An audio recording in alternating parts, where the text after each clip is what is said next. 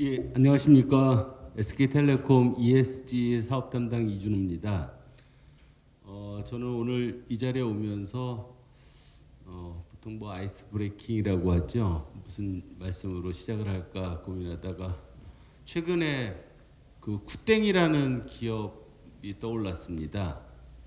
이것도 이제 ESG랑 저는 연관이 있다고 생각을 하는데요.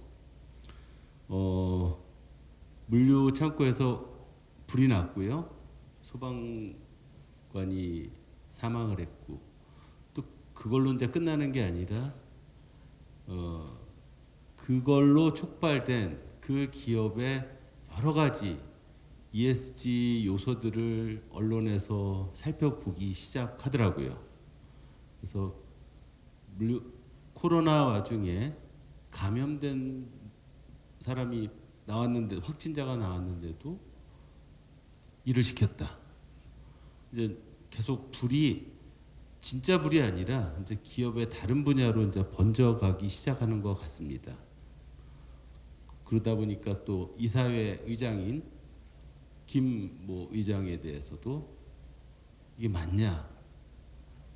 그러니까 여러 가지 지배구조, 사회 문제 이런 것들을 다 샅샅이 이제 보기 시작했습니다. 이제 제가 이 말씀을 드리는 이유는 이런 겁니다. 과거에 이제 세계 자본주의는 주주 중심의 자본주의였다면 ESG 경영이 대두되는 요즘은 이해관계자 자본주의 시대다. 그래서 이해관계자라면은 주주만 있는 게 아니라 구성원도 있고요. 물론 주주도 있겠지만 지역사회, 우리 사회 이런 부분까지 다 신경을 써야 된다. 왜? 혼자서 내가 아무리 돈을 벌어도 지속 가능하지 못한 사회가 되면은 그 기업은 존속할 수가 없기 때문입니다. 그래서 함께 생존해야 되고 같이 갈 수 있는 그런 일을 기업이 맡아야 한다. 그런 측면에서 지금의 ESG 경영이 화두가 되는 이유는 이해관계자 자본주의로 변하고 있다라는 그 핵심 증거다. 저는 그렇게 설명을 드리겠습니다. SK텔레콤, SK그룹은 보시는 것처럼 경제적인 가치만 따지지는 않습니다. SK의 기업 철학인데요. 최근 몇 년 전부터 소셜 밸류를 강조를 해왔습니다. 우리 이제 재무제표 장표에 보면 바텀라인이라고 하는데 손익계산서 돈을 얼마 벌었냐를 따지지 않습니까? 그 외에 저희는 한 가지를 더 봅니다. 우리가 한 일이 우리 사회에 어떤 문제를 해결했고 그로 인해서 얼마만큼의 가치를 만들었느냐 그거를 일일이 계산해서 지표화하고 가격냅니다. 그러니까 기업이 우리 사회의 문제를 얼마큼 해결했는지 그 기여한 것들을 이렇게 평가를 하고 있죠. 더블 바텀 라인이라고 합니다. 이게 SK의 어떤 기업 철학이고요.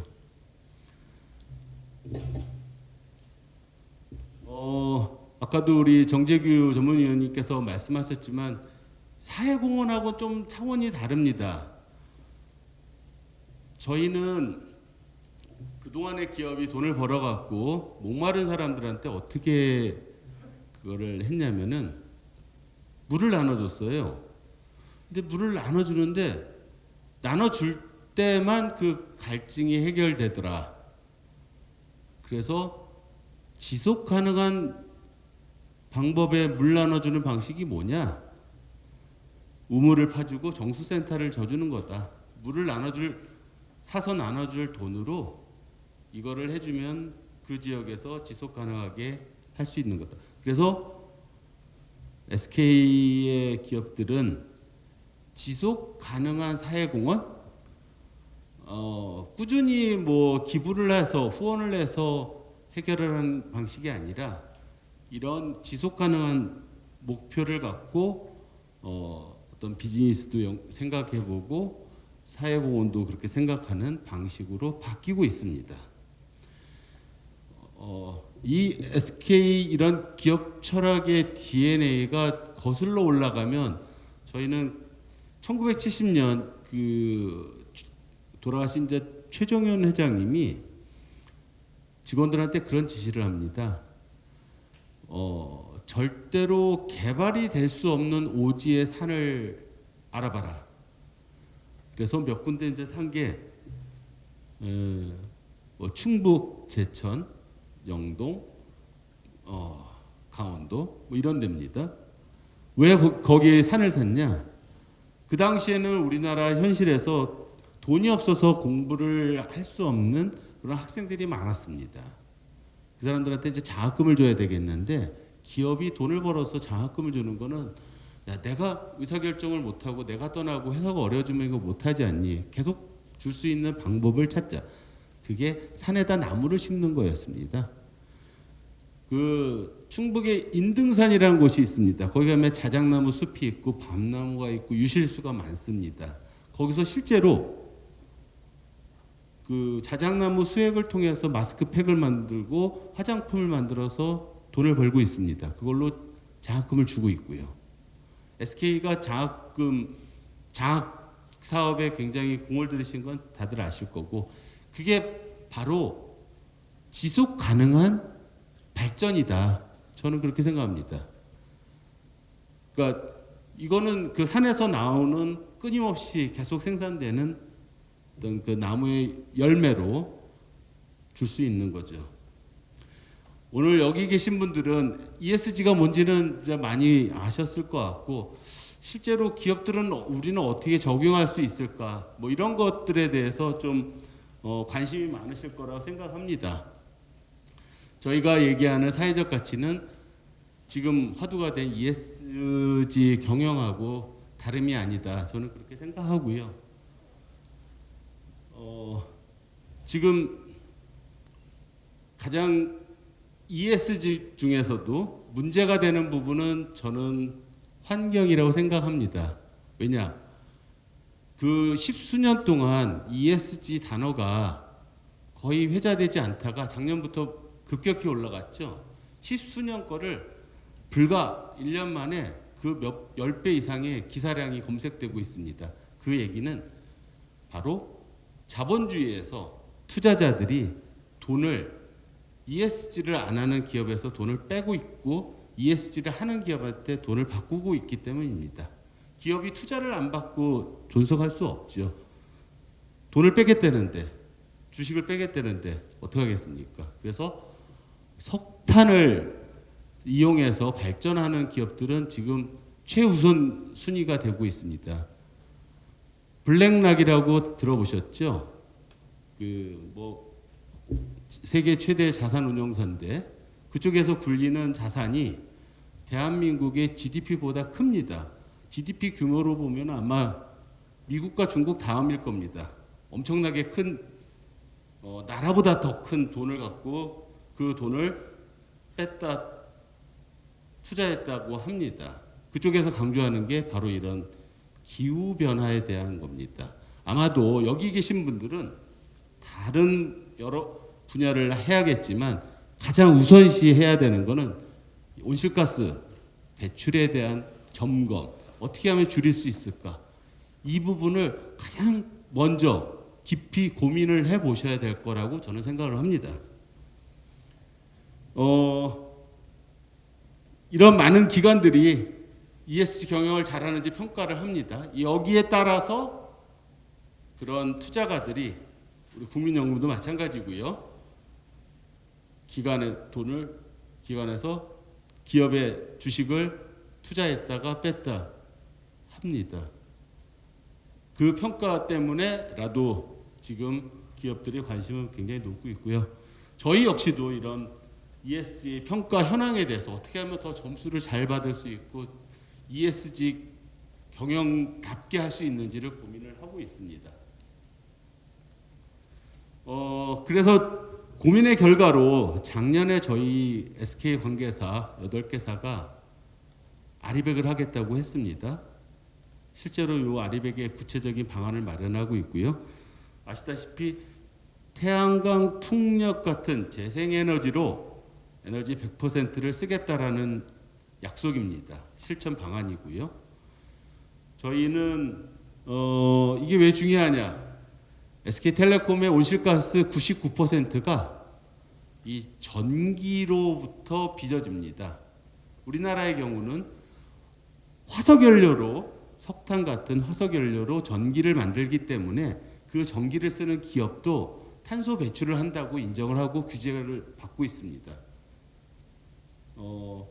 이제 통신을 하기 위해서 저희가 전파를 쏘는데 이 전기 에너지가 많이 들어가고요. 그래서 저희는 그거를 재생에너지로 이용해서 쓰려고 가입을 했습니다. 다른 관계사 사례를 간단하게 말씀드리겠습니다. SK 하이닉스에서는 어떤 반도체와 관련된 그 파트너들과 상생협력 플랫폼을 만들어서 같이 공존하고 생존할 수 있는 이런 기술 분야로 지금 협력을 해가고 있고요.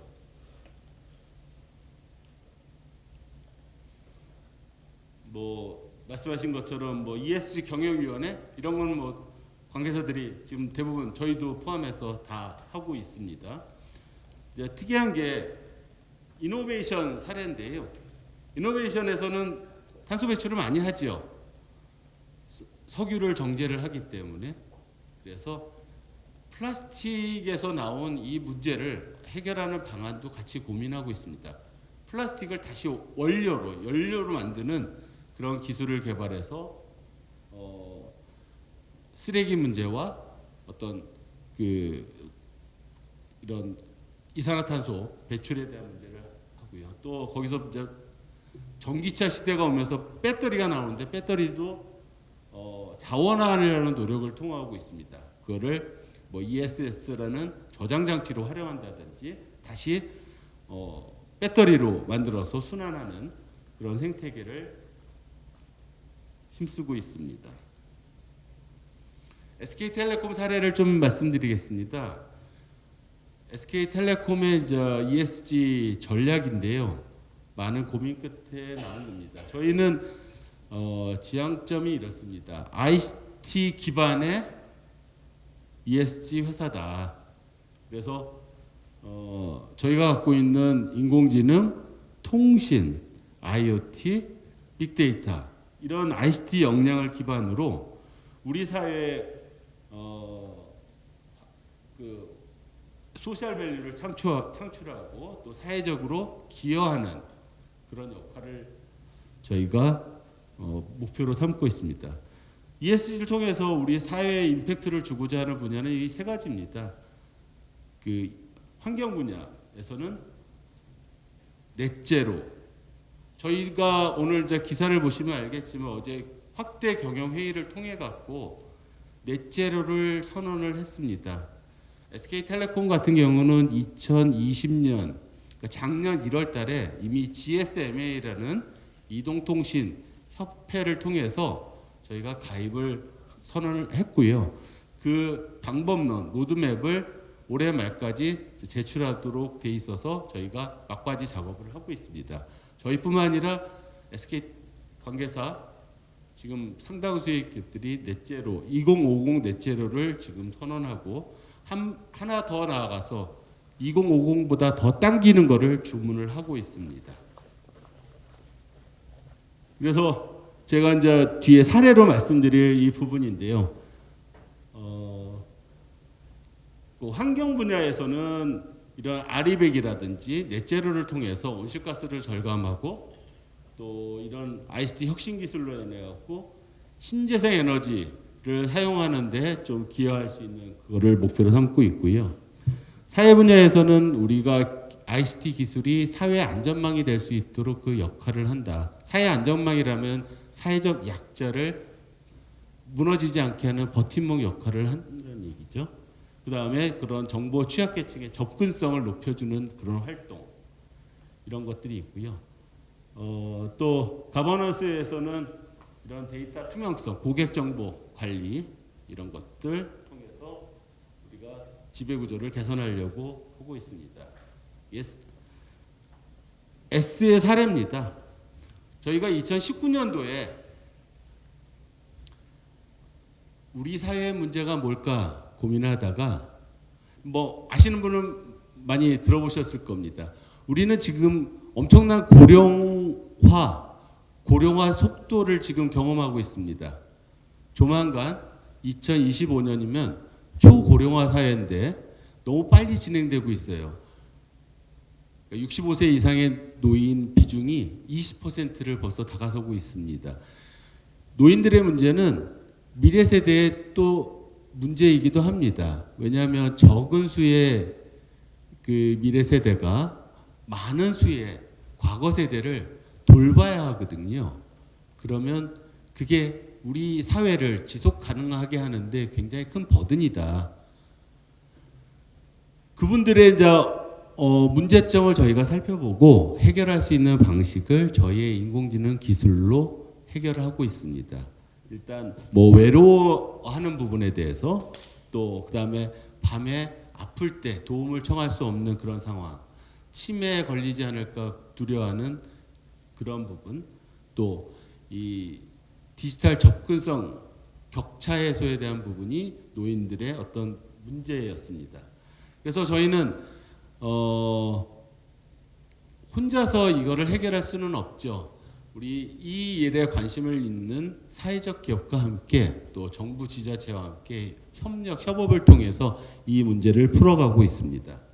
그래서 사회적 기업에서는 인공지능 돌봄의 일자리 그 앞장에 서서 그분들을 살펴보고 있고요.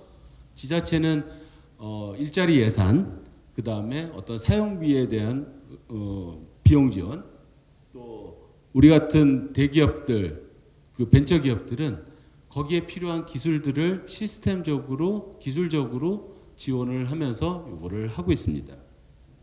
그래서 정서를 케어하고 있고요. 또 하나가 이분들이 그 자기 효능감을 좀 높일 수 있는 그런 결과를 또 얻을 수 있고요. 저희가 이거를 해보니까 여러 가지 이제 기대를 했는데 제일 사람들한테 밸류가 높았다고 하는 부분이 이 긴급 SOS입니다. 어제부로 113건이었어요. 그러니까 긴급 SOS를 했다는 건 굉장히 위급한 상황에 있는 어르신들이 인공지능에게 도움을 요청한 겁니다. 기사에서 뭐 신문 방송에서 뭐 보신 분들도 있겠지만 저희가 심플하게 설계를 했습니다. 얘를 부르는 이름이 웨이크업 워드가 아리아입니다. 아리아 그리고 살려줘 이 한마디만 하면은 이분에 대한 주소, 전화번호, 관련 정보가 그 센터로 갑니다. 돌봄 ICT 케어 센터로. 그래서 지금 위급한 상황에 처해 있구나. 연락을 취해보고요. 연락을 취하면서 상황 파악이 되면 또 119에 연결을 해주고 상황 파악이 안 돼도 굉장히 큰 위험이 처했구나 해서 119에다가 도움을 요청합니다. 그래서 구조한 건이 113건이라는 얘기고요. 사람의 목숨을 100분 이상의 목숨을 살렸다. 뭐 저희는 굉장히 가치 있는 일이라고 생각합니다. 기술이 이렇게 사람을 살릴 수도 있고 든든한 동반자가 될 수 있다는 그런 얘기입니다. 그래서 처음에 2019년에 긴가민가 하면서 참여했던 지자체에서 하나 둘 참여하고 사용 효과를 보더니 정부에서 작년부터는 예산을 편성해 갖고 보건소를 중심으로 사업을 내려주고 있습니다.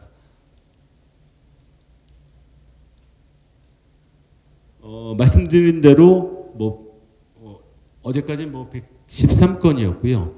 대표적인 사례로 아파서 갔더니 심근경색이 와서 수술을 해서 목숨을 살린 분, 또 어떤 분은 대장이 빵꾸가 나갖고 대장 천공이라고 그랬죠. 큰일 날 뻔했죠.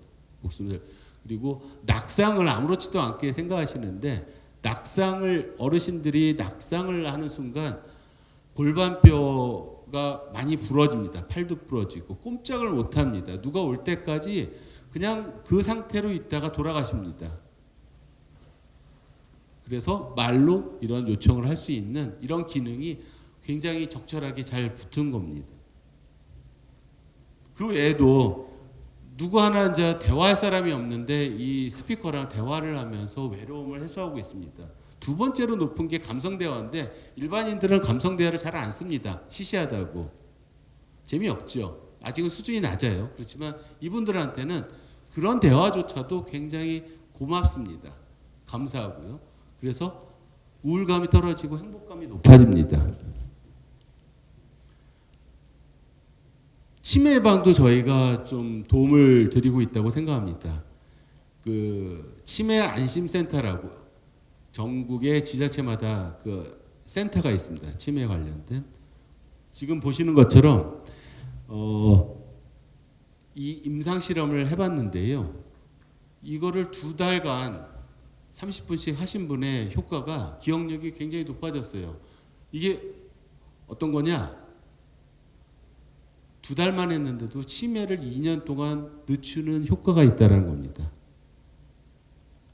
그러니까 지금 드디어 미국 FDA에서 치매에 대한 치료제, 그러니까 베타 아밀로이드라는 그런 물질이 뇌를 둘러싸면서 기능을 못하게 해요. 그 물질을 녹이는 약이 승인이 됐는데 제한적으로 그 약을 쓰려면은 치매 초기 환자한테만 사용할 수 있습니다. 진행된 사람한테는 약을 써도 듣지를 않아요.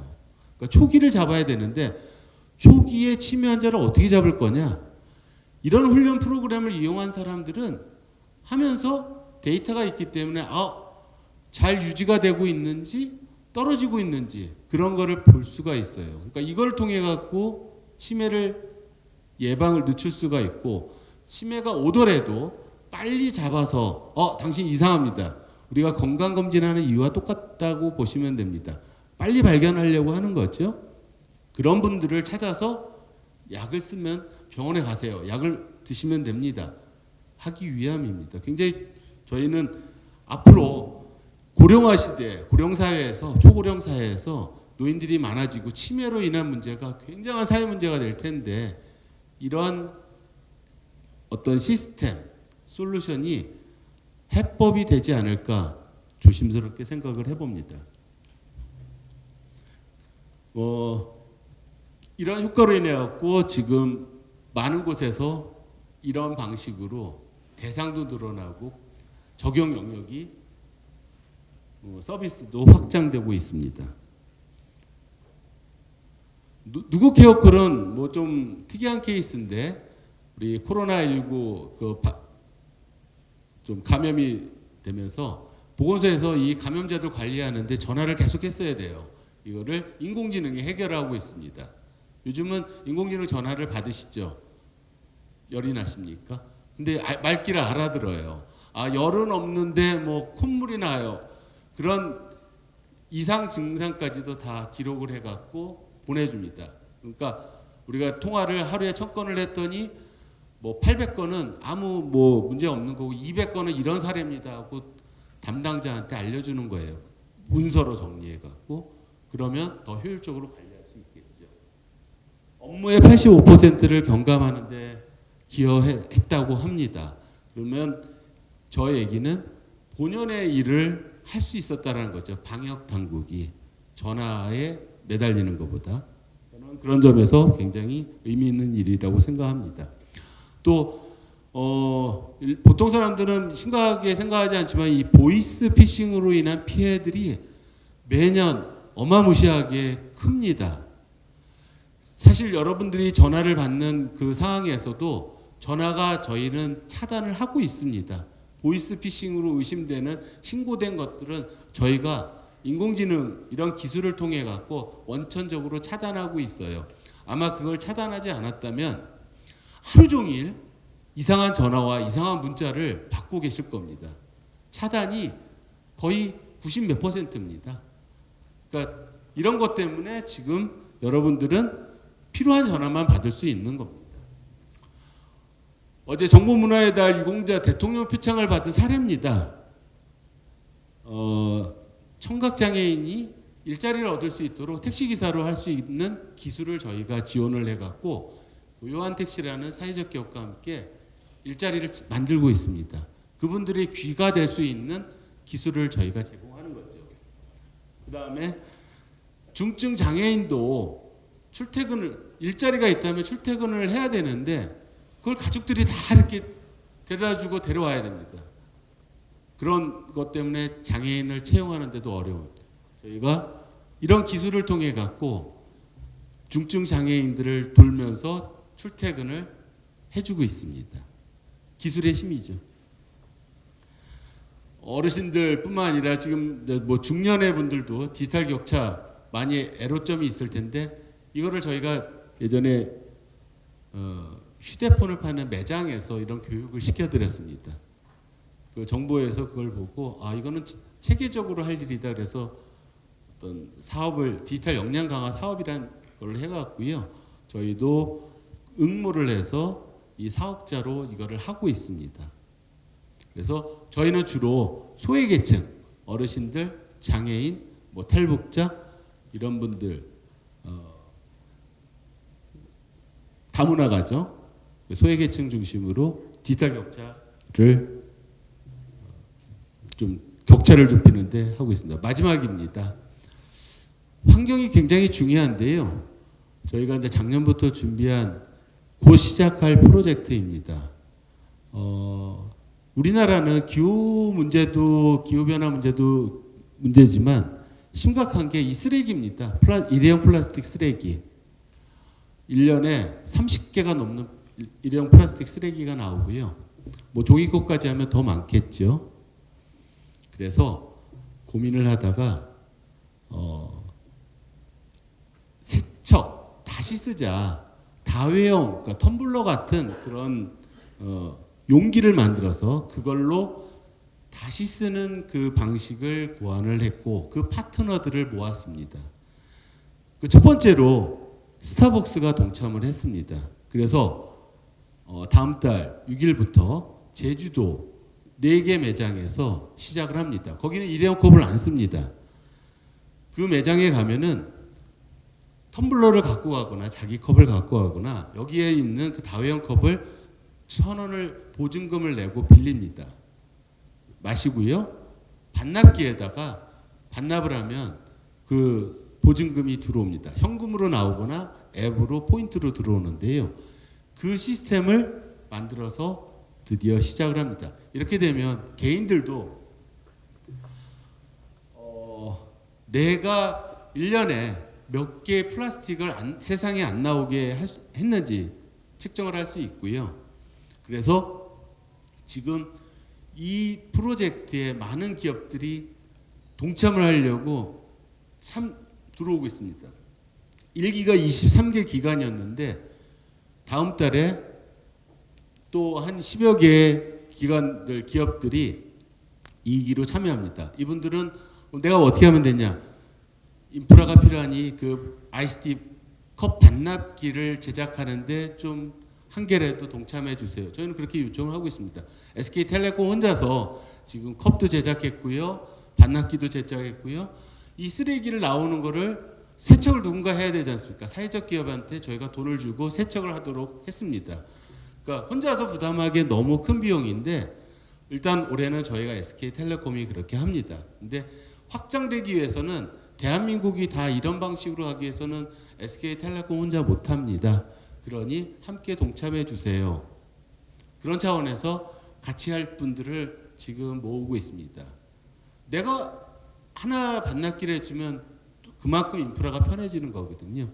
그래서 저희는 이런 방식으로 우리의 쓰레기를 줄여서 그 쓰레기가 안 나오는 대신 세척이라는 사회적 또 기업의 일자리 창출, 취약계층의 일자리 창출하는 2마리 토끼를 잡고자 합니다. 그게 자원의 절감이 될 수도 있고 쓰레기를 줄이는 방식이 될 수 있고요. 또 여기서 나온 못 쓰게 된 그 다회용 컵은 저희가 지금 업체와 함께 새로운 그 굿즈로 만드는 업사이클링을 통해서 굿즈를 만드는 그런 계획을 준비를 하고 있습니다. 많은 기대를 해주시고요. 모쪼록 이런 데 관심 갖고 동참해 주시면 좋을 것 같습니다. 감사합니다.